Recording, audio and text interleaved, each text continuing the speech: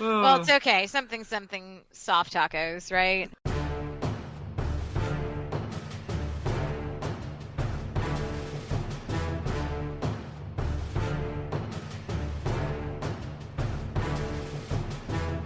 Hi, I'm Marcus, And I'm Nick. and we are Working Class Nerds. We're the podcast that gives you no information about your favorite information. Today is Thursday, February 21st, 2019.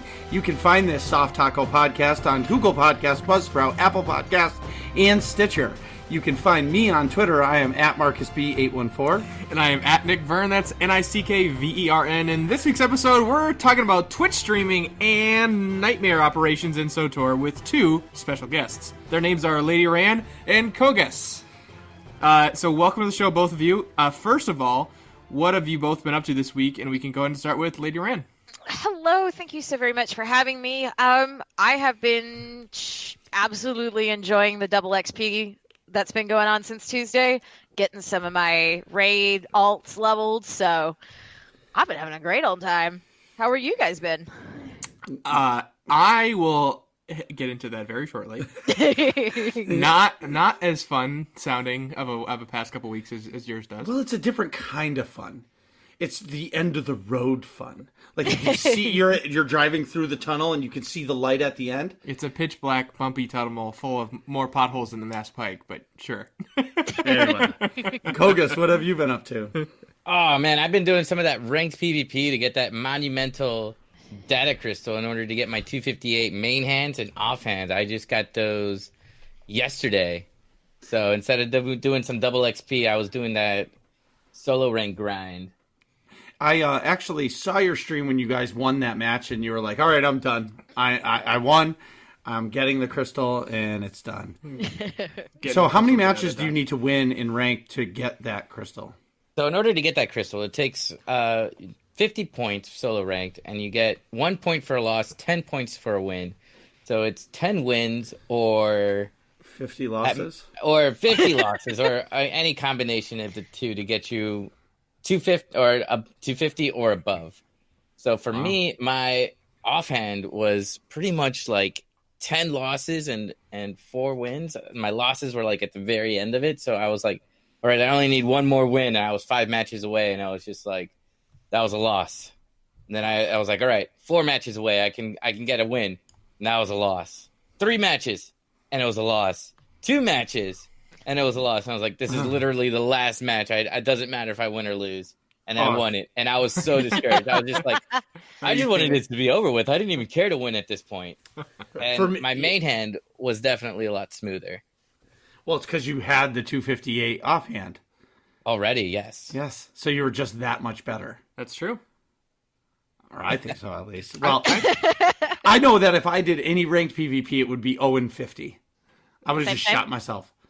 Nah, you'd be surprised of how well you can do in a solo ranked match, especially right now with the preseason going on. I really love that they brought it back. You don't know how crappy Marcus is at PvP. Yeah. It's and he's also a marauder, so yeah, he's already at a disadvantage. Yeah. Well, marauders are probably one of the strongest classes to take into PvP right now, and especially in solo ranked with the rage and their CC immunity and all that. You should relook at PvP, maybe. Yeah, it's probably not going to happen. You know, I don't like... It's one thing if we're all playing together and you guys start yelling at me because I'm terrible at the game. Yeah. Or any game, right? But when I'm playing with a group of people that I don't know and they're yelling at me via chat, I'm just not okay with that. I want to just punch them and be like, listen, it doesn't matter. It actually doesn't matter. I don't know to take the node, okay? It's okay. Right. Just let me kill stuff. Anyway. So, Nick, what have you been up to this week? Or these past couple of weeks? Well, it's been a sad couple of weeks here in Nick's gaming world. I've had a lot of classwork for school. I'm about to polish up my bachelor's degree in physiology and neurobiology from UConn. I don't even know what that means. It's like how your body works with a focus on how your brain works, more or less. Yeah. Marcus is rolling his eyes. But basically, I have an exam tomorrow morning after we record this, and then one on Monday, and a third on Wednesday, and I had one last week. So that means not a lot of video games for Nick. So it's studying time. And working at the hospital. a couple days a week.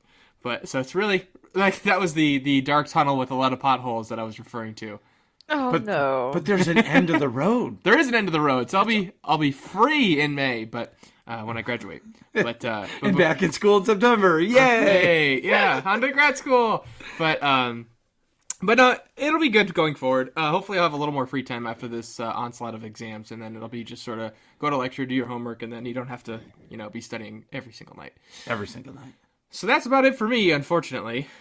Marcus. That was like 45 seconds. I know, that was record shortness. No shit. Marcus, what have you been up to? Well, I have a lot to say. First, last Tuesday, we finally got the queen of the hive of the mountain, whatever she is. She's a colicoid Genosian boss. So I decided, well, let's try to put a team together, right? Yep. So we assembled a band of misfit toys, and we went, and I was like, well, are we going to do story mode or hard mode?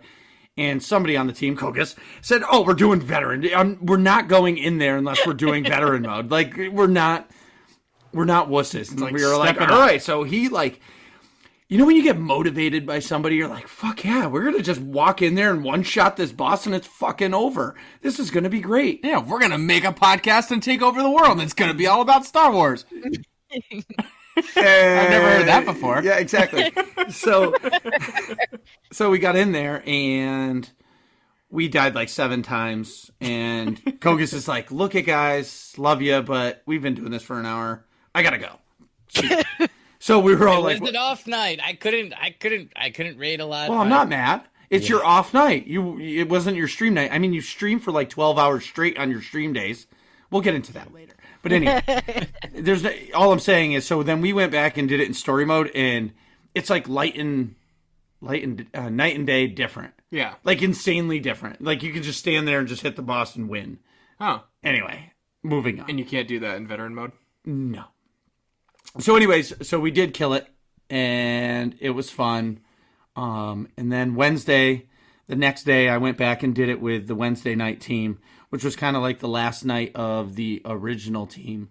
I'll get into that in a couple minutes. Mm-hmm. So then, we started working on it on veteran mode, which the 2 guests that we have, they've done it in veteran mode because they're pros, and I'm a rookie. So we have not beaten it on veteran mode yet, but we will. I'm hoping KogASS takes the bad feeling Porg team tonight and kills it in veteran mode. I'm praying for them because they deserve it. Because they've been fighting the terror from beyond. Remember your favorite ops fight where Nick don't stand in the lightning? Yeah, and I immediately stood directly in the lightning. Yeah, remember that last fight where like you go into like the abyss or the beyond? Yeah. There's that giant monster. Yeah, they've been working on that in hard mode for like 4 months. They haven't beaten the boss yet, so... go ahead. I don't know how I stood directly in the lightning, but I didn't fall off of any of the platforms in that abyss fight against the big monster. I think you can't fall off the platforms. That makes a lot more sense. Well, you can fall off the platforms, except it'll spawn in hard mode and story mode. It'll put you right back on the home platform. And Nightmare, it will kill you. And you will die. Mm-hmm. Oh. It was definitely in story mode, so... Then you were fine. You're fine then. Yeah. Yep. So, anyway, on Sunday, we've had, on the Death Star Troopers team, we've had some people that have left the team, and so last week we had 4 subs, we had 3 pros, and we were trying out a new tank. So, like, with any 4 pros, things go a lot smoother than with... Just like me on the team? Yeah, perfect example. So we went to Dread Fortress. We did kill Nefer. We killed Draxus. We killed the Grobfok. But the tanks, I mean, it was a new tank with one of our old tanks, and they just weren't, what's the word when they're like working together? Meshing. They weren't gelling. Yeah, exactly. It was our first time ever playing together. So they worked through it, and by the end of the night, we had a couple good pulls, but again, Corruptor 0-1 won the night, which we will be going back on Sunday, but that's okay. Back to the Wednesday night team. So that was the first raid team I ever joined. I kind of have like this... sentimental attachment to that? Yes. And the leader was leaving, and instead of the team falling apart, I decided to take over the team, and it's more of like it's a story mode team that is, I care about. So what I did was I told everybody roll a new 70 tune. I don't care what it is. And everybody pick new rolls. And we're going to start at level 70 with no gear. And we're going to start in the beginning. And we're going to go through. And then once we beat all the story modes and we all have gear, we're going to start progressing through hard mode. And everybody's really excited for it. So we filled the whole team. Got a great new team. And it's pretty exciting. That's cool. The last thing... It's like, yeah, you're turning a new leaf and sort of refreshing everyone's... You're not just like going back through same old with the same tunes and the same gear and the same rolls. You're like refreshing everything. So I'm playing a merc, and it's awful. Okay, you press 6 buttons, and that's it. That's unless you need to save yourself with a heal or interrupt or anything. Well, wait a minute. How many buttons are you pressing with Marauder? I thought it was like 2. No, well, that's you were like 1, 2, 1, 2. 1, 2. Yeah, you're right. But but most of the time my nose is against the keyboard, and I'm just going back and forth the whole time. Oh, so you actually have to use your hand, and you don't like it. Exactly. Now I understand. So the rotation is kind of funny because it's like 3 tracer missiles, some other shot, some blazing bolts. Yeah. Priming shot, and then you just cycle back, and it's your whole thing. Yeah. Well, that's how, I feel like that's in that most characters. But don't you want, 5 or 6? I don't know. For me, I like being against the boss's booty and hitting it with a lightsaber. Something about, being up close and personal. It's satisfying? Yes. Yeah. I feel like, even if I'm not doing as much damage... Yeah, I feel like I'm doing more damage because I'm hitting my keys is 1 2 1 2 4,000 times. Yeah, I get you. And I feel like I'm aggressive. That's you should play Power Tech then, because they have an ability that's literally called close and personal. Just saying. Just saying. There you go. Just saying. Just put that in your back pocket for later. Yeah, exactly. Next time you make a new tune, just Power Tech. Yeah, I probably am not going to stay with the Merc. I'm not a big fan. Yeah. But I think I'm going to make a Sith Juggernaut just because it's not a Marauder, but... Jugs are always fun. I know. Great phrasing. I like my jugs. Oh, baby. So, the final thing I want to say is, I never win anything, right, Nick? You know I'm the most unlucky dude on the planet, right? You're the last person to ever win a 50-50 raffle. Anything. Yeah. I don't win a quarter. Oh, hey, you got a 50-50 shot. If it lands heads, you win a quarter. Great. Flip tails. Done. Okay, have a good day. Yeah. All the wheel is all red and there's one black. I'm going to put my money on red. It lands on the black when I go for it. Anyway, so whenever I sign into my computer and I'm loading SWTOR or whatever, I make sure I stop in all the Twitch channels and say, hello, how are you, blah, blah, blah. Yeah. Well, I just so happen to stop into KogASS's thing. He's doing a giveaway. And I'm like, fucking great. I'm going to try to win. Yeah. And I'm like, well, I'm not going to win. I don't ever fucking win. Well, I sure as shit won. Wow. And I won a sweet fucking armor set, so thanks, man. Hey! Yay! Nice. I feel like a winner. Yeah, I feel like a winner. You should. Tiger Blood, Adonis DNA, or is that a dead meme at this point? I don't even know. No, I got it. It's you not got dead. it? Okay, it's not dead yet? Okay. It's Not dead yet. to me. Yeah, I don't even know what it You're is. Oh, come on. Charlie Sheen, the whole Tiger Blood, Adonis DNA. I'm winning. No. There you Great. go. You still say winning. It originated with Charlie Sheen. Well, I don't know where it came from. I said Boomba, and now everybody's saying Boomba. What do you want me to do? So that was a dead meme, and I should feel bad. Okay, moving on. Anyway, Back at the ranch. so that's what I've been doing these past couple of weeks. And just one more note, I went to a tool store today to buy some moving blankets to move these giant cabinets that I built. Yep, this is epic.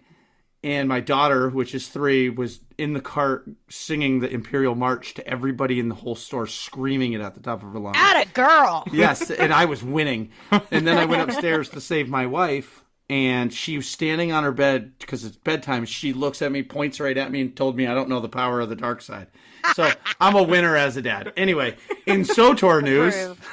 So we got a message from a friend of the podcast, Eric Mesco. I think he does something with BioWare or something, right? I don't know. He just came on that time. That's all I know. So he says, hey, folks, with 5.10.1 out the door, I know you are all curious of what is coming next. We've talked about some of this in the past, but I want to put a new update all in one place. Bugs from 5.10.1. We still have a few issues that popped out of 5.10.1, such as vet causing hitching that we'd like to address.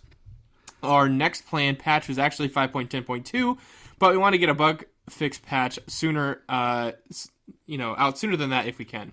It won't be huge, but getting a few of these fixes out soon is something we're actively investigating. I will pass on more details on timing and what will be fixed once I know more. As far as 5.10.2 goes, our next update is coming. We're prepping a couple of blogs around what you can expect in this update, along with getting things staged to get it in your hands on the PTS. Look for more info on this update in early March. After 5.10.2, we should have details on our Star Wars Celebration Cantina announced towards the end of February. Join us in Chicago if you can, or just keep your eyes posted on the interwebs during Celebration for more news from us on what's coming this year. Thanks all. Woohoo! Eric. So That got me excited. Basically, bug fixes and a big ol' announcement of something 6.0 at Celebration. That's pretty much it. We're not. It's yeah. There's stalling till Celebration, basically. What do you guys think they're going to announce at Celebration? Besides, what are you looking forward to? I guess with 6.0, with what they're going to do. New operation. A new operation? Okay. I think so. Well, I think a new story expansion is what I'm thinking. Of course, if it's 6.0. Well, it's a traditional expansion. Shadow of Revan and Rise of the Hutt. They keep on referring to those two as the ones that they want to emulate. Have. Right? So it's going to be, what do you think they're going to come out with? What are you looking forward to for that? Do you really want me to give you my full speculation? Yeah, go for it. So it's, in my eyes, it's going to be a story expansion. It'll be 2 or 3 planets, or one big one like McKeb was. It'll be one of the other, because McKeb was actually really long. It was just on one planet. I think, now this is complete tinfoil hat. I have no idea what I'm talking about. I think the Hive is the first boss of a full operation that they're working on, and they're just not telling us yet. Because if you release the first boss like they did Tithe, everybody's like, when's the second one? When's the second one? I think there's going to be more to that. Because when you're in the room and you beat the boss, there's nowhere to go. And I remember Tithe was the same way. You had to exit area because there was nowhere to go. Oh, because they didn't have the programming set up to advance to the next boss yet? Correct. Now I see what you're saying. And when you got back to the room, that's when you got to the train. But that's just a tinfoil hat. I think there will be 2 flashpoints. I think there will be a new PvP map. I think there will be a full operation at drop. And obviously the story. Right. And it'll be, even though I'm completely against it, I think it'll be 5 levels that we have to go to 75. And they're going to abandon the command crates, which is a terrible move. And you'll earn the gear by the level of stuff you do. That's my... You don't like that they're going to come out with... So you think they're going to get rid of command crates, and you don't like that idea? No, I think it's an awful idea. What do you like about command crates? Everything. If you don't mind me asking. Everything. So for Nightmare players like yourselves, right? You guys go to get the best gear. But for a guy like I used to be, or other people in my guild who just play the game the way they want, they're being rewarded for the way they play their game. And it doesn't matter if it takes them a year to get the best gear. It's a good reason to keep people intrigued in your game. And at a 7-year-old game, people that don't do ops, I feel, as if want to earn stuff. So once they're done with the story, if there's no command level to get or no progression, we'll say, by doing flashpoints, then why are they going to keep playing it? The nostalgia goes away from doing the things you like, but you're not earning anything. How many credits do you actually need, right? And I truly believe that the command crates, even though I don't like how they implemented it, I think now today, until they came out with OSIS, it was fixed and it was enjoyable because you were constantly earning something. And they were giving everybody something in those crates. Whether you want to sell stuff on the GTN, you were earning, what were those things called? The refined isotope stabilizers or the charge matter substantiator things. You could still earn those in crates, and then you could turn around and sell them, which made it fun to earn that crate. Yeah, I kind of like the command crate idea from, a much more casual player's perspective, that you can progress towards the top end gear through whatever avenue of the game you want to, and you're not favoring you're not gated. You're not favoring one game mode over the other. Right. and I think it does a decent job. I'm not quite as familiar with it as you guys, but I think it does a decent job of rewarding. Like if you do the hardest content, like a nightmare or not veteran mode operation, you should be getting the gear faster than everyone else because it's the hardest content. Right. And I think that you are rewarded with that through the command crate system currently. So I think it's pretty decent in that respect. I don't think it's perfect, but I don't think it's a terrible system by any stretch of the imagination. What do you guys think? Obviously, from your line of questioning, you're not a big fan of the command crate system. Oh no, I am not the biggest fan of the command crate system. It's not the best, but it's not the worst. When it was the worst when it was first released. It was absolutely terrible. It was the only way to get gear. Okay. Right. And the way it is now, it's definitely a supplement. It's definitely the way it can be a way you earn your gear, but it's also not the way to earn your gear. And I don't mind that as much. What I really hate is that the IOCATH or the forget what that is called that you're able to buy with the command tokens. IOCATH recombinators. You used to be able to just buy those for I want to say like 3,500 credits and then sell them back for 10K a pop.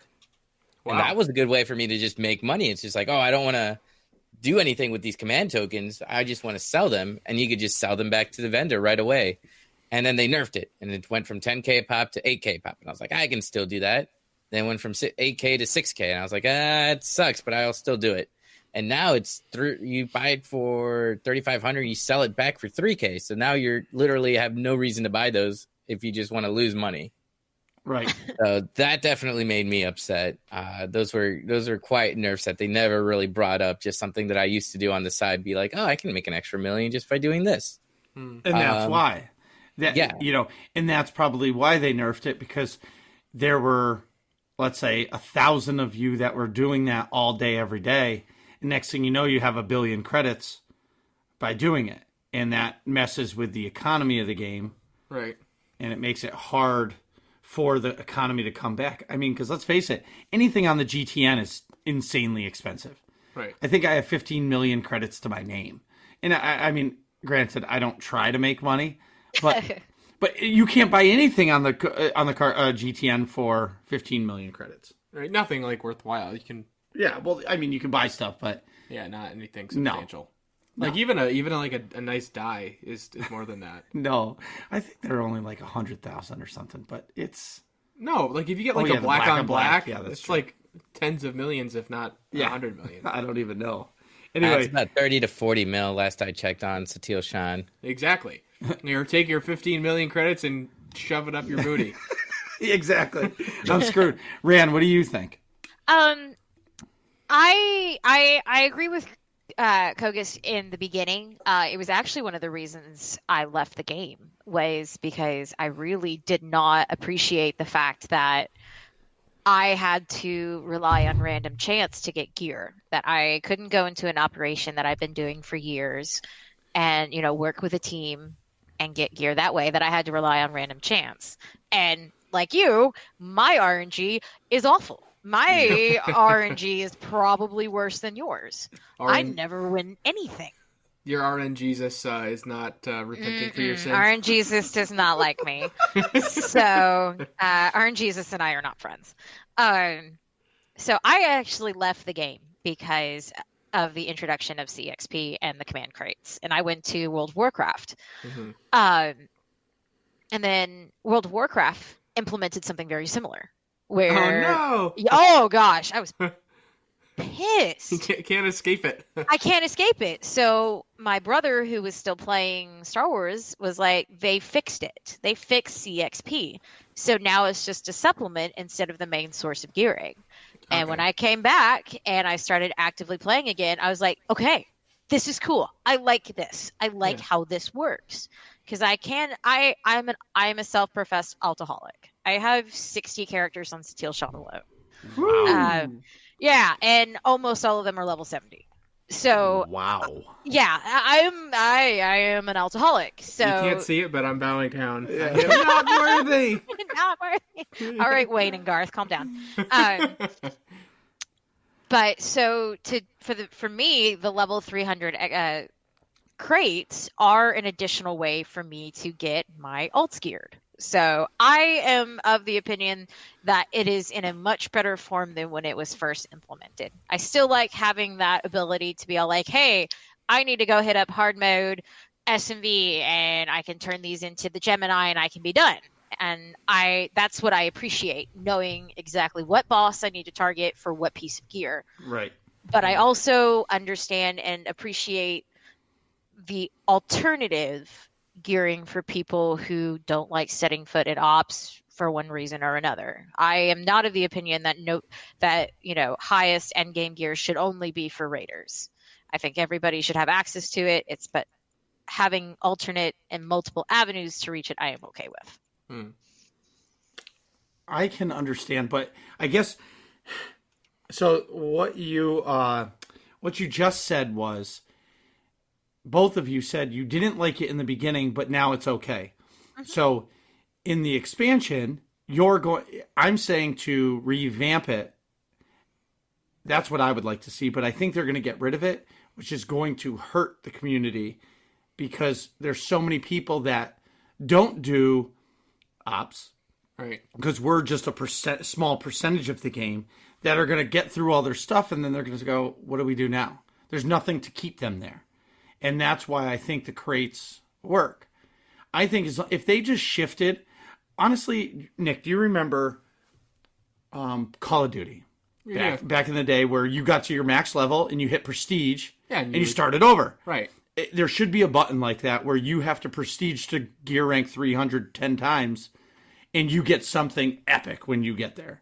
Right. And that entices people to start over or do alts or whatever and keeps people intrigued in playing the game. That's an interesting idea to play with. That you start back at like level 1. Command rank 1. Right. But make the gear worth it. So yeah, and you if shift you get the back gear to 70 a second time, right. it's tier 1 is 242.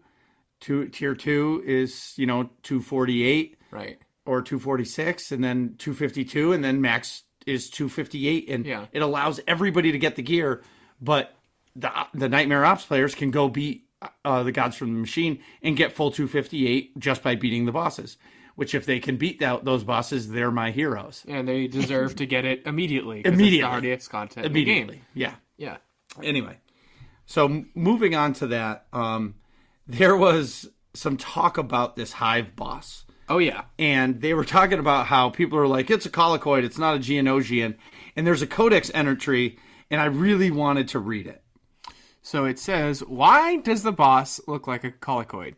The codex entry reads, when designing her mutated Geonosian super soldiers for the assault on Ossus, Darth Malora ensured that her new army would be both self-sustaining and nigh impossible to eradicate.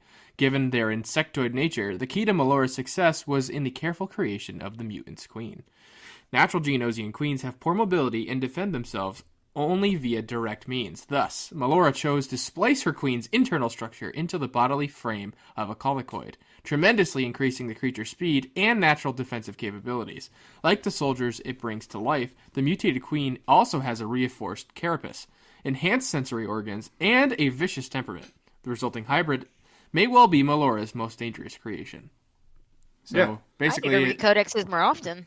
Yeah, it's actually, we were talking about that last night, how we think it's a Geonosian, but it looks like a Colicoid. And it's, that codex actually explains everything, and it means that Melora's crazy. And she decided to do crazy things. So I'm sure you guys can help me in this. The only thing that I want to bring up is the rewards for killing the boss. Mm-hmm.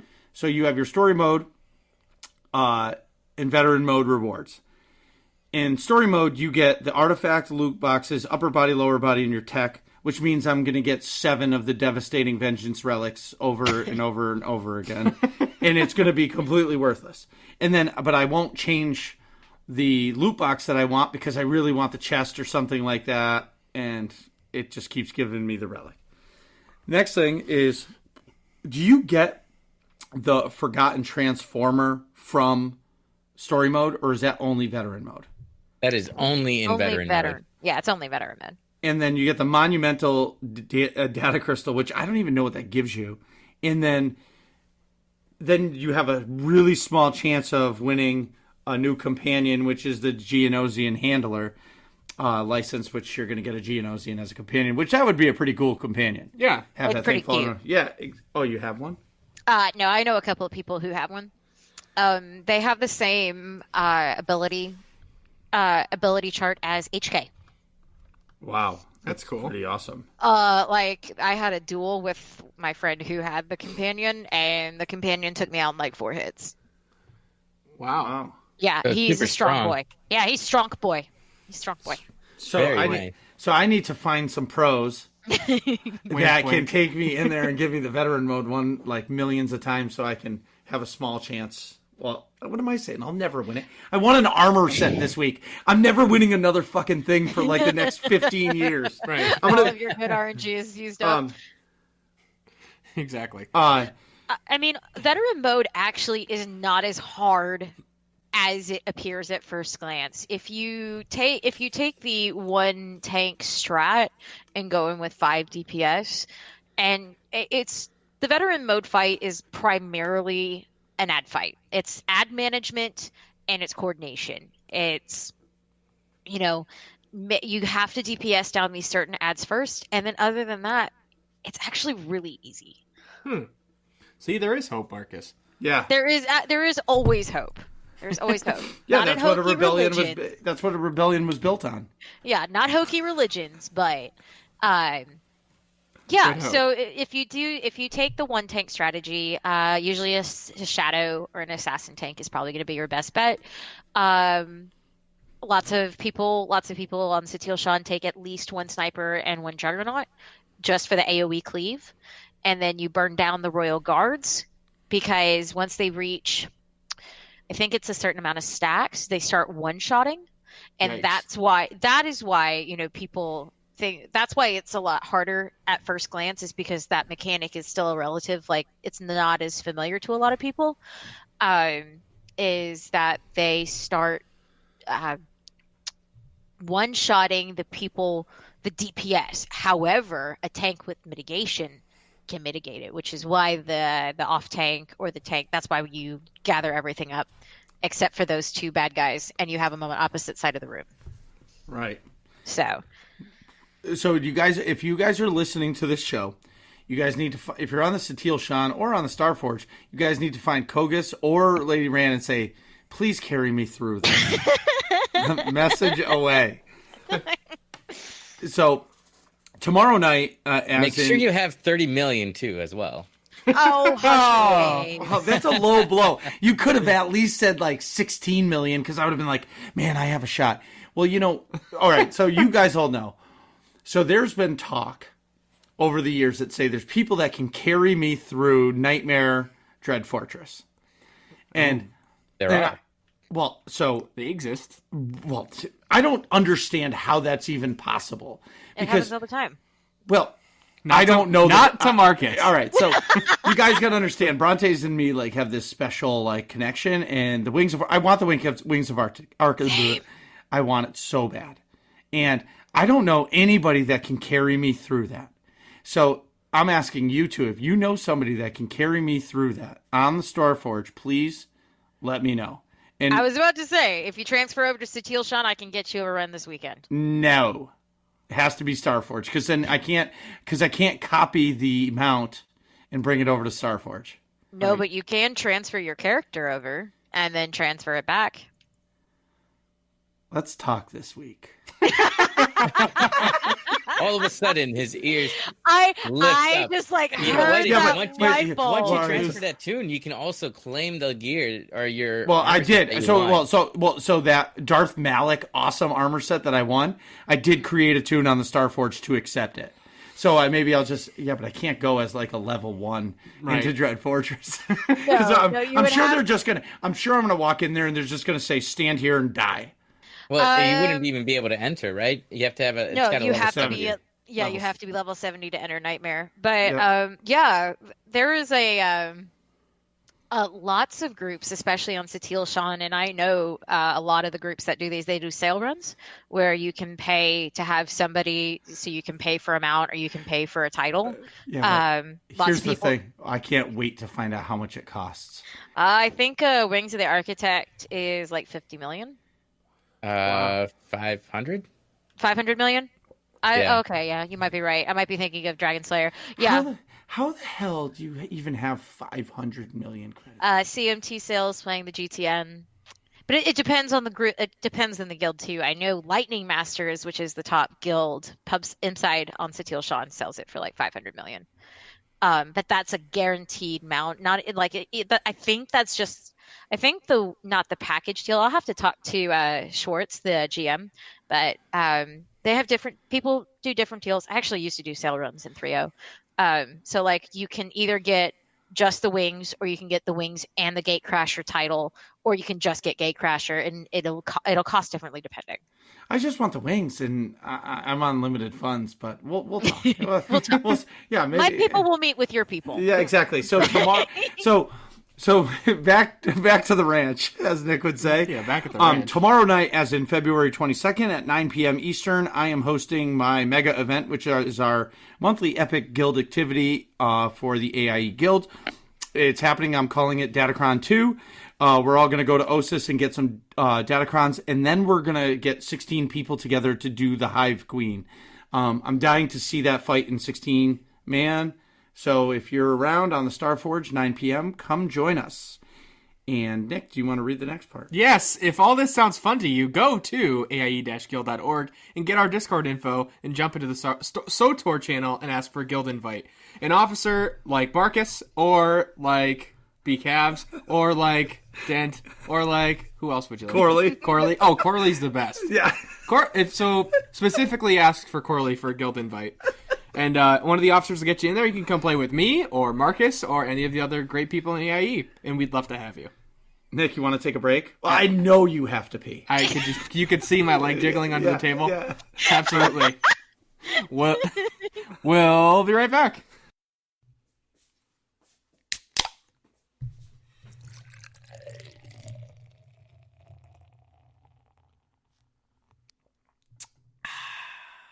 And we're back. So today we're discussing Twitch streaming as well as Nightmare Ops and SWTOR, because I know Marcus can't handle the Nightmare Ops. Go ahead. Fuck off, okay? Nick, you're gonna wait. I mean this with the most sincerity. Go fuck yourself, okay? See that we had the tacos inside joke earlier. That was an inside joke between me and Marcus from the AFC Championship game. Yeah. So anyway, so let's just point out to everybody listening to the show, KogASS and Rann right now are doing ops while on our show. Just so you guys know, they are doing this shit while they're talking on our show. I couldn't not die, like, with full attention, door locked, like, headphones on, glasses on. Yeah. Don't bother me. Don't bother me. And you still died. And I still died probably 6 times when I tried to do an op. All right. So back at the ranch. Yeah. So Nick, I'll start the questions. Sure. So we'll start with KogASS, and we'll kind of vice versa back. Can you tell everybody what your stream channel is so they can find you, and what nights do you stream and times? And if you could give the times as the real world time zone, which is Eastern, that would be great. Okay, yeah, sure. So I'm streaming on twitch.tv/KogASS with an underscore. That's KOGASS _. I am streaming on Mondays and Wednesday nights at between 5 and 6 p.m. Central Time. I usually am streaming. Let's see, PvP right now is the beginning of the stream, and then we go into the Nightmare raids later on in the night. I believe they would start at about 10 Central, 10 p.m. Central to midnight, and what then does that mean in real time? I think that's like 11 in or 12. real time. Oh, sorry, my bad. That's 2,200 hours local to 0 hours. You're a jackass. I don't even know what that means. That was Military time. Yeah. Well played. Or hospital time, same thing. That was awesome. So later in, what times and days do you stream? I stream Tuesdays through Friday. Well, okay. I have a little bit of a weirder schedule. So I stream Tuesdays through Thursdays from 6:30 p.m. Central, 7:30 p.m. Eastern to about 11:30 Central, 12:30 Eastern. On Fridays and Saturdays, I stream from 6:30, 7:30 Eastern to usually 1 or 2 o'clock in the morning because I have my Nightmare raid at the time. So, and then with Saturdays, I do pretty much the same thing. And then I don't stream Sundays and Mondays. That's how hard. I'm sorry, I have to ask. Like KogASS is like doable, right? It's 2 nights a week. You get, but that's a lot of dedication. Do you ever miss a night? I have missed a lot more nights than I care to admit, and I always feel terrible about missing them because I feel like I'm letting people down. It's like I made my word, I said my word, and I miss it. But yes, I have missed nights, and I try to minimize them as much as I can. Of course, yeah, that's reasonable. Yeah. What is your Twitch stream name? It is twitch.tv /Lady Rann, LADYRANN. Perfect. No weird underscores like somebody over here. Well, listen, KogASS was taken. So KogASS with 1 S was taken. KogASS was taken with 2 S's. KogASS with 3 S's was taken. KogASS with like 5 S's was taken. So I just went back to KogASS with 2 S's and then went with the underscore because that works. Perfect. I like it. So Rann, what games do you mostly stream, and in those games, what do you mostly stream? I am 95% Star Wars: The Old Republic. On Wednesday nights, I have been doing a retro night with streams. So basically, games that I grew up with, we go back and we play on Wednesday nights. And I chose Wednesday nights because on my server, Satil Shan, that is the heaviest rating night. So there's not a lot of pugs going on. So that's why I chose Wednesday nights. But we've been doing King's Quest, which is an old. Wow, I know King's Quest. You know King's Quest? Yes, I do. I love that game. My cousin actually went in and was learning computer programming and coded the game and changed it into King Nick's Quest. Oh, and, that's hysterical. Edited it to have my hair color and stuff. That's so cool. So yeah, we've been going through the King's Quest series. We just finished 1 through 4. We finished 4 last night, actually. And then we'll probably either do Prince of Persia or we'll go into KOTOR or Republic Commando. Very nice. Do Republic Commando. That's such a good game. People are yelling at me to do KOTOR because I've never played the KOTOR games. What? I've played the KOTOR games. Wait. Okay, outrage intensifies. But you know what? I just wanted to go partake in the what. All right, so wait. One second. I have a question for you. All right, the show's over. We're going home. Okay, she's gone. She's never coming back. She's no longer a guest. That was Marcus putting his headphones editing down. you out of the entire episode. No, it's like, why me? Yeah, so no matter what you do, you play as soon as now that you're done with King's Quest, which I bought the collection on Steam because I was like, she was playing this one part and he's like over by a river and they're like, oh, it looks like there's a lily pad in the river, but there might be something under it. And I was like, I gotta play this crappy ass game. So. The remakes that we played, the 1 through 3 remakes, those are actually for free on the ADG Interactive website, and I can link those to you. I already bought it. It's already downloaded. They're better though. They're better though. Oh, all right. I have a question for you, Star Wars game aficionados. Have you ever played any of the Force Unleashed games? Yes. Those were so disappointing, in my opinion. Really? I liked them. That's what I've heard mixed reviews. Sometimes they're good, sometimes they're bad. I really like it's Force great if you want to spend spend if they were like $10, I would have been happy. But a full price for a 4-hour video game that teased Boba Fett in there, and he was in there for like maybe 2 cutscenes at most. Oh yeah. I was extremely disappointed by the first one, and then one of my friends baited me into getting the second one, and I was even more disappointed by the second one. Well, they're probably only like $10 now, so I can fully enjoy those at proper value. But Screw you! I like how about this? them. How about Nick? You can play them for free. You just use my Steam library. Oh, I There you can do go. that too. That's You the way can do to that do too. it. Even better. But if you guys heard, he hasn't played a fucking video game in 2 weeks. Right. If he's going to play a video game, it will not be Star Wars Force Unleashed. That's true. Step 1, have time to play a game. I understand that. Step 2, stop sleeping. Yeah, exactly. Step 3, be alive. Right. Exactly. So back at the ranch, KogASS, what games do you mostly stream, and what type of content do you stream in these games? I'm almost entirely exclusively SWTOR, Star Wars: The Old Republic. That's totally backwards. I did stream when I started streaming back in when I actually started doing with I got early access. I got like the beta weekend to Battlefront 2, so I was playing that, and I was like, man, I could really go for this game just for the space missions. And I was really into it. And then they had their whole loot box debacle thing going. So I was like, I cannot actually buy this game. Right. So it was really disappointing because I really wanted to, buy it and play it. But just the way it was going, I didn't want to support it. Didn't want to really support how EA was doing that. So I didn't buy the game. And then I ended up looking into Assassin's Creed this past fall. And I got into that. And I played that. And I streamed that. But since everybody, who's on Twitch wants to watch, if you're a SWTOR streamer, they want to see you playing SWTOR.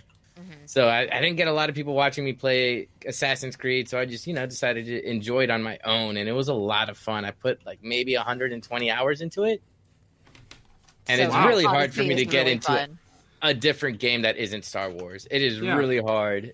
I can't agree more. Yeah. If you've ever listened to our show. That's Marcus's gripe all the time. He's the king of buying a game, playing it twice, and never playing it again. And he'll even go as far as buying the guidebook, like the hardcover. I don't know how much they cost. I've never bought $30 or something. So $59.99, an additional game basically, and be like, I'm buying the guidebook to force myself to play this more. Still, the most he's played is 4 times, I think. Oh, wow. But I didn't talk about it today, but I have been playing the shit out of Kingdom Hearts 3. Oh, that's right. Because it's upstairs, and I just sit my kid next to me, and here's my old PlayStation controller. It's the worst controller ever. Daddy, I don't like this controller. Neither do I. It's terrible. But I'm forced to use it. I need an Xbox One X. But anyway, yeah. And it's got all Kingdom Hearts 3 is good too because it's got all Disney characters in it, so she can be like, "Oh my God, there's Rapunzel or there's Elsa or whatever."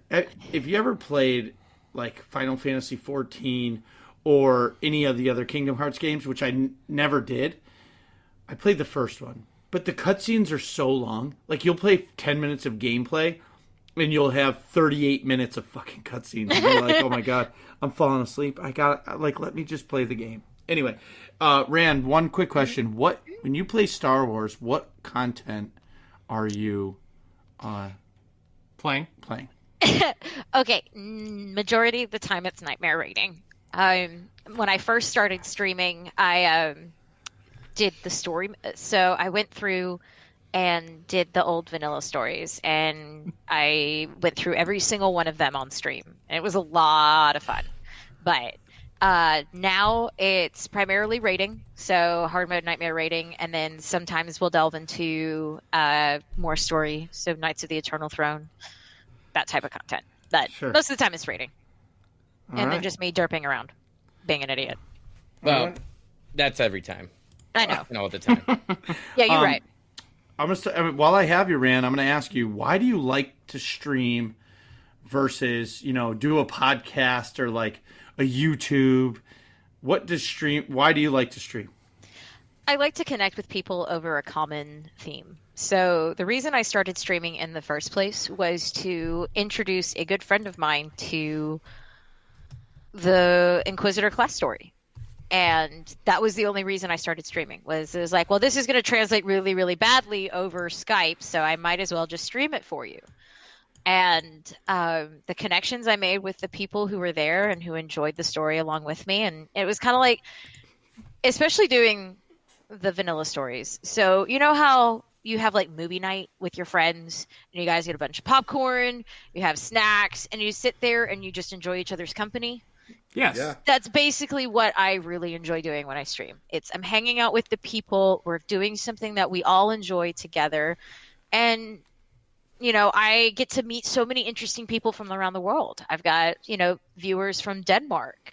I've got people from Germany, from Japan. And, I wouldn't be able to meet those people if I wasn't. So, That's cool. All right. I can appreciate that for sure. KogASS, what about you? What'd I do? everything.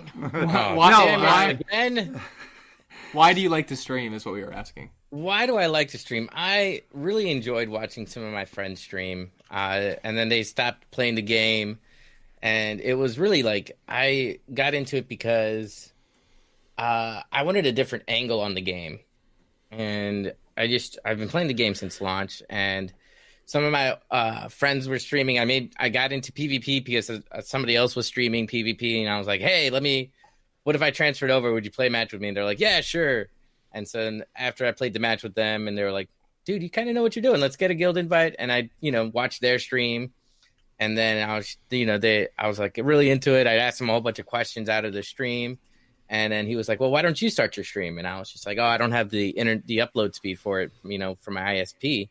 And they were just like, oh, that sucks. And once we ended up changing ISPs, and as soon as that happened, I gave streaming a shot, and I was hooked right away. I enjoyed it, and it was a lot of PvP. It was a lot of, just me doing what I was doing. It was also a lot of, that's when Isaacs had come out.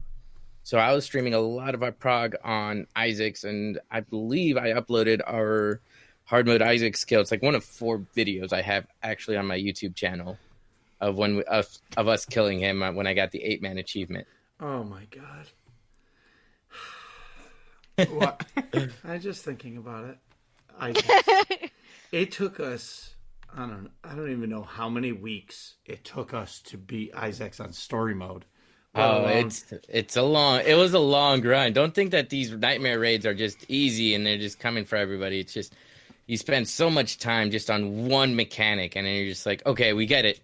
And then you're like, all right, cool. 10 seconds later, it's a brand new mechanic, and you're wiping to that one. And so it's just like, oh, so now you have to make sure you're learning the old one better. Or better, you learn it, make sure you have it, and maybe there's a more efficient way to get it down. So then you're just like, okay, cool. It's definitely not something that just came to us the first night. It took us a good 2-3 weeks to get into it, and that was almost 3 nights of raiding. Right. When Nightmare Dread Fortress dropped, so this was way back in 2.0. It took my my guild's top raid team at the time 4 weeks. Wow. That's it? Yes and no. And that was the top team. They also stacked certain classes. They were raiding for 6 hours a day. This is nightmare raiding is not, hey, we make it look easy. But this is also because a lot of the people who stream nightmare content, KogASS and we've been doing this for years. We have sat through and suffered progression. My team at that time of the Conqueror of the Dread Fortress and Deposer of the Dread Masters, my team was working through Nightmare TFB. We were stuck on Nightmare Operator for almost half a year. Wow. So it's, don't knock yourself just because you're, oh, we cleared it in, 2 nights. It's because don't knock yourself. Everybody learns at a different pace. Oh, absolutely. We when we had our pro team on Sunday, with you, Kog, and Lauren, it was just the DPS charts were insane. And we were just, the Grobfok fight started and it was over. I was like, wow, that was really fast. We did in Rage. We did have Grobthok in Rage. But it was right after, it was at 3%. He was under the magnet. He was under the magnet, so we were good. But right after he was under the magnet, he enraged. Yeah. That would have been a very different story if he wasn't under the magnet. Oh. But it was only 3% too, so it wasn't that bad. It's just my point. Well, you weren't too kind. So, do you guys do any? So, a lot of streamers I see do, fun. I want to say events or promotions or events. like events or promotions. I don't know, Nick. What else would it be? But yeah, I guess a promotion for what? For Like whatever. So I know there subscribers? was a guild that did like stuff for not Child's Play. Play 60. No, yeah, something like that, like a charity or just fun events. Do you guys do anything like that? I'll let Kog you go first. Yeah, we do. Well, I am doing a Twitch St. Louis stream coming up March 10th, I believe, March 9th or 10th. It's nothing big. It's just one of my friends is in charge of a local charity, and they have a LAN party every 6 months, and it's fundraising for the charity, or not the charity, the nonprofit organization. And I just go in there, I help them set up, and I'm like, hey, let me stream some of this, and they're like, cool, yeah, you can stream. What are you going to stream? I'm like, Star Wars, and they're like, what game is that? So it's kind of like so many people. Out. They're like, hey, you help out, we might as well let you stream it. So I stream from there. They might put me on the stage this year or this time. Maybe not. It's it's just an event that happens every 6 months. I used to do a 1v1 and 2v2 tournaments. Let's see, a couple of months ago, or like a half a year ago now. But since then, the two people I worked with have stopped playing Star Wars, so that hasn't happened in a long time. So I'm really just helping other people with their events behind the scenes. Right. And, I'm just like, hey, you guys have events going on. And they talk to me and they're like, hey, what would you think? Would this work? Would that work? And I give them my input. And I'm just like, this is a good idea. I'm not sure about that. But I definitely encourage them to keep going with what they want to do. Always I'm just like, put an event on and get it going. And I will do what I can to help you out and promote it and get going. And I want you to make sure at the end of the day, everybody knows it's your event that I'm just helping you with. I don't want to be seen as one of the mainliners or anything like that. It's their event. Let them have the spotlight. Sure. Do you do anything in the SWTOR game on a regular basis, or, by, once a year or twice a year? Do you do anything like that? Oh, no, I really don't. It used to be those tournaments. Those tournaments used to take up a lot of planning and a lot of time, but I haven't done anything to replace that. I just have random events. The Thanos glove on opening was a bigger event. My announcement that I was, going to be getting things for viewers at Star Wars Celebration was my biggest one and biggest failure. I feel I don't feel like people actually understood the message that I was getting across. The streamers understood it and they thought it was great, but the viewers, it was a miscommunication on my end. Right. So it's just trying to figure out what I want to do, and I'm really just enjoying streaming PvP and streaming my raids right now. Awesome. Well, the raids that you guys are in right now. As we're speaking? Yeah, as we're speaking. Are you guys streaming too, or no? No. I'll probably stream after the recording. I was streaming prior. That I'll probably stream a little bit after. This I didn't want to stream this either because this is, like I said, this is your guys' stuff. I don't want to be taking from it and having it on my stream. Oh, right. Exactly. What about you, Rann? What do you do in game for events? Well, I have actually started a Twitch mini-series, basically, called Entering Operations. It's twice a month, and what we do is we have a group of people who are Nightmare Raiders and experts at their role. So like a tank representative, a healer representative, and then a melee and a ranged DPS representative. And we're going through every single operation, every single fight. We're going to be explaining every single mechanic. So that way people who are hesitant to but want to start doing operations will have the ability and the knowledge to start entering these raids. So our first episode was actually last Saturday, and it was awesome. We talked stats, and we talked augments, and we talked entrances to raids, and we showed everybody where the locations of the story missions were. So that was really cool, and I'm really excited at the response that the community gave us. So it was really cool. It's really cool.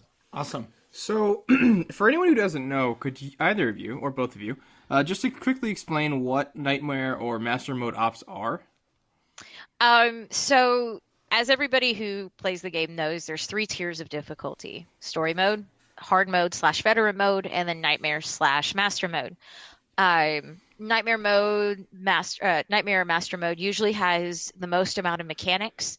It has everything hits the hardest. Everything requires a specific check, DPS check, a heal check, or a tank check. Requires multiple mechanics that you have to be aware of. But it also rewards the highest tier of gear. You get special mounts, you get special titles, and you get that, pardon this quote, but that feeling of pride and accomplishment from completing the operation. I can't believe you said that. I definitely did. What do you mean? Because you do. All right, so all joking aside, I mean, we're just a little tiny hard mode team, but when we killed Draxus for the first time, I literally stood up in my chair, the computer chair swung out, and I fucking screamed. And it only happened once before, because when we beat Isaacs finally, I did the same thing, and I was more worried about the dog barking or the kids waking up because I was fucking yelling. So I am with you 100% on the pride you feel when you beat a boss for the first time. Definitely. That sense of, I mean, and I hate to say it, but it really legitimately is a sense of pride and accomplishment. It rewards you for putting time, effort, sweat, and tears. I will not lie. There have been people who have cried over Nightmare raiding, and you are talking to one of them. But sure, I believe it. Yeah. Yeah. I mean, it's stressful. It is rage-inducing. It is awful, but it is wonderful, and it is salty, and it is ecstatic, and it's just a fun conglomerate of weirdness. And there are so many just like great memories that come out of raiding, great stories that come out of raiding. Like my brother in TFB, when he was tanking on a Vanguard, we were taking a break at Nightmare Operator 9, and we were like, okay, gonna take a break. We all get back, and my brother's not quite back yet, and all of a sudden his character starts moving. This is a body type 4 Vanguard, bald ass body type 4 Vanguard, and that little Vanguard is just like waddling his way across the field, and we start yelling at him. We're like, Miner, what are you doing? Miner, stop! Miner, stop! What are you doing? Stop! Miner, stop! And he didn't hear us, and he just ran straight across the other side of the room and pulled the boss. Next thing we know, everybody's dead. And like 3 seconds later, you hear my brother on over TeamSpeak going, "Go, guys! Why are you guys all dead? What happened? Why am I dead?" He fell asleep. No, he accidentally hit the forward move button on his computer and it got stuck. That's funny. I thought you were gonna say his cat came and No, stepped his on the forward keyboard. movement key got stuck, and so he just trucked forward. He's just little body type 4 Vanguard, just like waddle across the arena. Oh god. But the Oh, man. so okay, we all work, we all have jobs, right?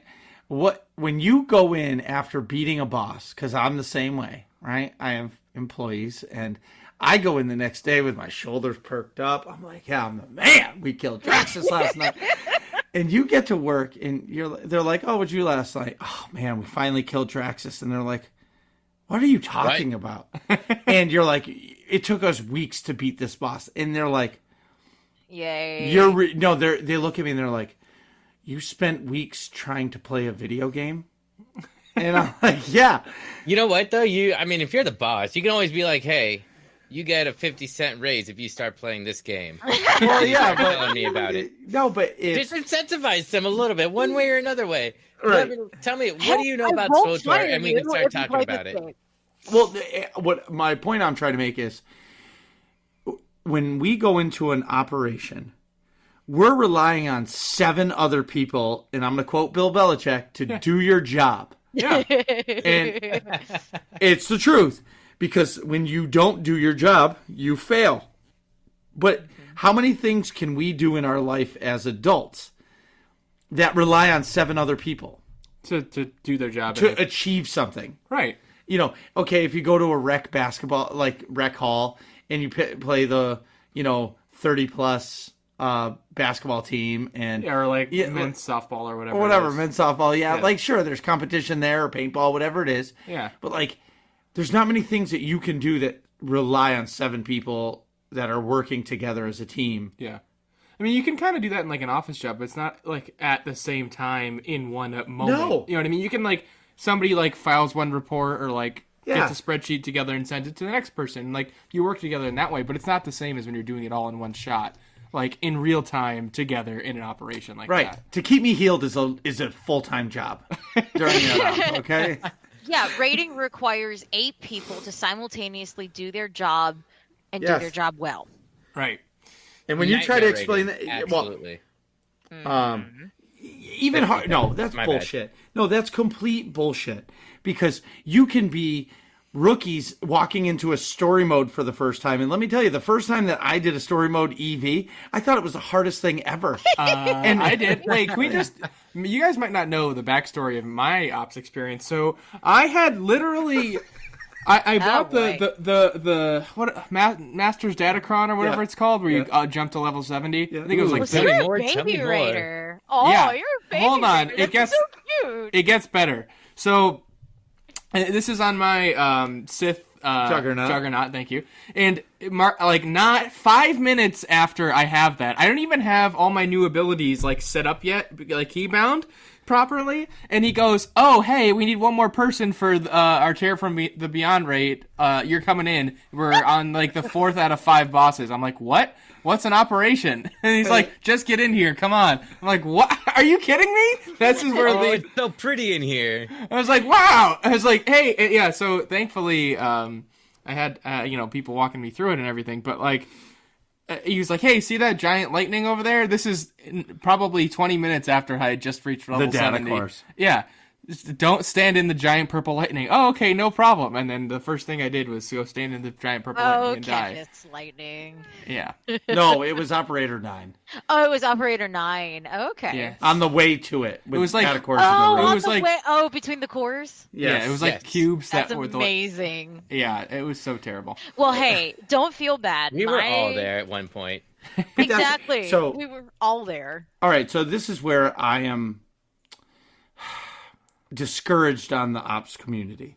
So when you finish story mode and you feel like you're ready for the jump, it's almost like, I don't want to say the word ego, but when you have Nightmare Raiders and, like, and you're jumping into hard mode, it's hard to find people that want to help you succeed. And until I met you guys, there weren't people, I talk to everybody. I love to talk. And Can confirm there. but nobody really wanted to help a team achieve something. And for me, I look at ops as like the Wednesday night team. Yeah, we're doing story mode, but I'm hoping I can mold these people into a hard mode team or a couple of them to hard mode players to be able to fill in on my Death Star troopers to eventually achieve something and hopefully someday make it into Nightmare. And I feel like it's really hard to advance in that community because everybody is so, if you're not doing all the DPS, we're not taking you because we're not hand-holding anybody. I mean, one can even say that the Nightmare or the PvP community is the very same way. Oh, Like, absolutely. Right, absolutely. They both communities definitely have their toxicity in it and the rivalries between guilds and players and all that, Yeah. It's definitely hard, and it's especially when there haven't been a lot of new raids. It's hard, like the people who have cleared it before are, they're tired of going back into it, the same old nightmare again and again and again. And then you have newer people who want to get into it, and they're like you guys, they're ambitious, they're eager, and it just, what it is, it takes patience and it takes time. With anything that's worth it, it takes time. You have to spend that time in front of the dummy to get that DPS rotation down. You can finally do that with a healing dummy on Rishi, right? You can finally see healers can finally parse themselves on their healing and tanking. It sucks to be a tank when you're going into nightmare mode because you have to just have the awareness and know the mechanics as they're happening and be ready to adjust really on the fly with tanking mechanics. You cannot just sit there and be like, well, somebody will tell me what to do as a tank, because as the tank, you're going to be the one you should be the one who notices something not going right, or that you have to change your mechanic, because the person who has to adjust 90% of the time is going to have to be you. So if you don't want to die, or if you don't want to cause a raid wipe, you're going to be the one that has to adjust. I remember at the very beginning, at the release of this game, when EV, KP, Nightmare were still extremely hard to get, I actually ended up getting kicked off of my raid team because I could not actually tank SOA last phase in the pylons. There was no shadow. There was no shadow. So they told me, you have to zoom your camera out. I'm like, what the hell? My camera's all the way zoomed out. They're like, no, in your settings and your preferences, zoom it all the way out. And so I had to literally line up the pylon with SOA with looking straight down. And I was just like, that is really hard. And then they're like, all right, well, we're trying to get it on the timer. We're not going to have you tank this anymore. And so I got kicked out of my tanking position. And that was probably one of the worst, but also the most motivating things to happen to me. Because at that point, I was just like, I'm never going to be that guy who they have to replace in a raid because they don't understand the mechanic. Right. Mm-hmm. And it is very, and it sucks and it hurts, but it's also how you're going to react to the situation. Are you going to say, I'm not going to, people say I'm not good enough, or are you just going to keep going? And that's also like the story that happened with ranked PvP in season 6. I was absolutely terrible. And people were like, you're literally the worst, lowest rated juggernaut in the game on the server. And I was just like, you know what? I'm going to keep going. I want to go for those rewards. I'm going to keep doing it. And then, season 7 went by. I got silver in season 7, and then season 8 and season 9 came by, and I was top 3 juggernaut in both of those seasons. One for what was it? One for group ranked in season 8, and one for solo ranked in season 9. Good so job. It's just a lot. You want to do better. You put the time and effort into it, and you learn the big thing is you learn your class and you learn your rotations. Go through your skill tree, go through your utilities, read what they do, read the other, everything that you can do in your where you're getting your buffs at, where you're getting all the other stuff at, what's your strongest move, why people want to do things, like why people want you to have this certain rotation. And you understanding your class will really help you out in your operations. And Nightmare, because you'll be like, oh, I can use this defensive ability to do some offensive damage, or I can do this ability to just completely mitigate all the damage that would come out to me, and makes life easier for the healers or for the tanks and for everybody else. And you can adjust your rotation, and it'll make it so that you're able to do more DPS than other people can do. And you're like, well, people are like, well, that's just fluff. And it's just like, we need to kill things. It's not fluff. It needs to die. Right. That is my response, Let's see. Like, I would say Grapthok is the perfect example, because on Grapthok, you need to kill all the ads. And you can do 15k DPS on Grapthok as a DPS. And people will say, oh, that's just fluff. No, it's not. Those ads need to die 100% of the time. Right. Yeah. I mean, one of the biggest things that people hate, especially in Nightmare raiding, is carrying. And KogASS makes a great point in saying learning your class, learning your rotation, that's going to be the first step towards, not being carried. And when people say being carried, it means that the other 7 members of the raid team had to do more work in order to get the same results per se. So like I'm in the middle of Terror from Beyond hard mode right now. And I absolutely missed my Doom cheese because I wasn't paying attention. That type of I'm on a sorcerer, and in hard mode, shut up. In hard mode Dread Guards, there is an ability called Doom, where Cyphus dooms a player. And normally the mechanic itself says for the player to consume or run through these certain green circles that are on the ground. Certain classes can do what we call cheese, which means they can completely negate the mechanic either by one way or another. For a sorcerer, that's called Force Barrier. So I can take Force Barrier, the Doom doesn't one-shot me, and I move on with my life as if nothing had ever happened. But I failed it. I missed it because I wasn't paying attention to the timer. And the timer went out, and I didn't hit my bubble, and I died. So that's a combat res that's gone. So if the Right. tank dies, we no longer have a combat res. Right. So it's stuff like that that people really don't, one of the things that is hardest to learn, situational awareness, knowing where to stand, when to stand, knowing what mechanics are coming when. Um, so once you start getting a handle on that, then everything else comes with time. You're not Sure. going to walk into a raid and go, I automatically know everything there is to know about this boss. Mm-mm. I mean, you can watch guides, you can read guides, you can watch kill videos, but there is a huge difference between watching a kill video and doing the kill. Absolutely, no doubt. So, speaking of currently, what are your teams working on? My nightmare team is a little bit, I wouldn't necessarily call it a prog group, or more just clearing. So we killed Nightmare Brontes as a team last week. We two-shot her, which was awesome. So my team right now is just going through and just getting titles and mounts and stuff like that. So we're not actually working on anything. Eventually we will be going into hard mode and Nightmare Gods though. Okay, Cog. We are pretty much doing the same thing. It's we're working on, let's see, SNV Nightmare, just clearing it out. It's a brand new group. It's I still have 2 people on trial, just to kind of make sure they're able to hit the checks and all that. And that's the other thing is once you get in, you're not going to be able to find a Nightmare raid group that'll clear stuff when you're just learning the mechanics. You're going to want to have to join a prog group so that, you learn the mechanics and everybody's kind of learning it together.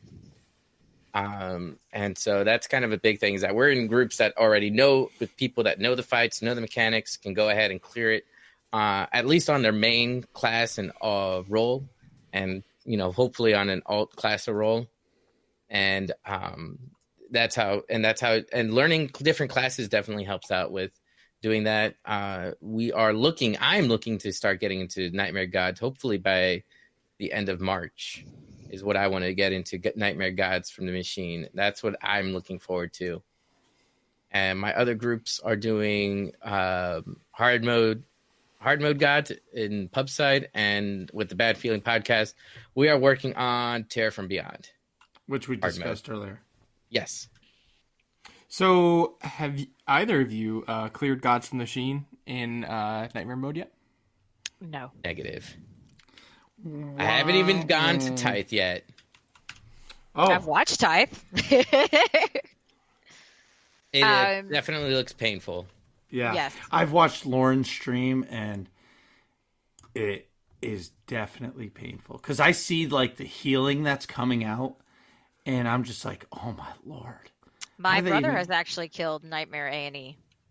Wow. Ooh. Yep. So, hey, thanks for coming on the show, both of you. What? Yeah, right. Tell everyone how they can find you on Twitch, Twitter, website, whatever you got. Let's hear it. You go first, Koggy. Okay, I am on Twitter, and it's just at KogASS_. Same thing, KOGASS. Same thing as my Twitch, which is twitch.tv/KogASS. And what nights do you stream again? Mondays and Wednesdays, starting between 5 or 6 p.m. Central, all the way until about midnight Central.